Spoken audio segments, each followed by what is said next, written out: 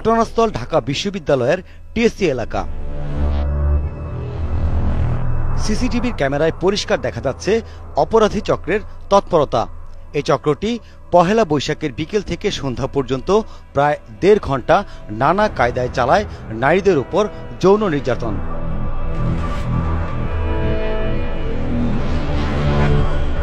সিসিটিভির ফুটেজে দেখা যায় সন্ধ্যা ৭টার দিকে সোহরাওয়ার্দী উদ্যান থেকে বের হয়ে আসে কয়েকজন তরুণী। হঠাৎ তাদেরকে ঘিরে ধরে কয়েকজন যুবক, তাদের উপর চালায় নির্যাতন।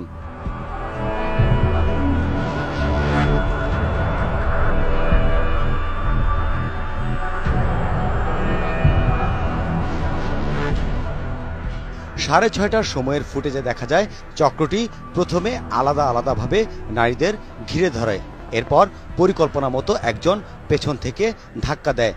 এরপরে চলে নির্যাতনের ঘটনা। আরেকটি ছবিতে দেখা যায় স্বজনদের সামনে রিকশা থেকে নামিয়ে নির্যাতন চালানো হচ্ছে। পাশে থাকা পুরুষটি নিরুপায়, নির্বিকার।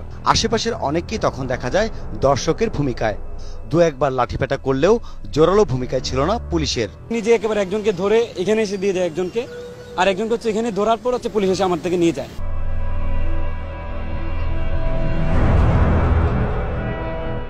অল্প কয়েকজন যারা নারীদের বাঁচাতে এগিয়ে এসেছিল নির্যাতনের শিকার হয়েছে তারাও। এমন একটা অবস্থা ছিল যে আমি কাউকে সহায়তার জন্য ডাকবো সেই ভয় পাচ্ছিলাম, কারণ এমন ভয় পাচ্ছিলাম যে ওই লোকটাকে যদি আমি সহায়তার জন্য ডাকি সে না হচ্ছে আবার ওই যৌন নিপীড়নের সঙ্গী হয়ে যায়।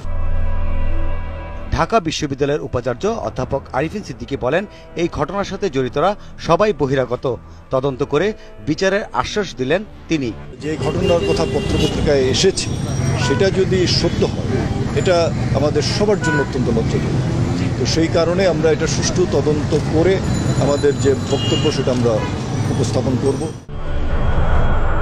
বৈশাখে টিএসসিতে ছিল নিরাপত্তার বলয়। সিসিটিভির ছবিতে যৌন নির্যাতনের ছবি ধরা পড়লেও এখন পর্যন্ত কাউকে আটক করতে পারেনি পুলিশ। জেমসন মাহবুব, ৭১, ঢাকা।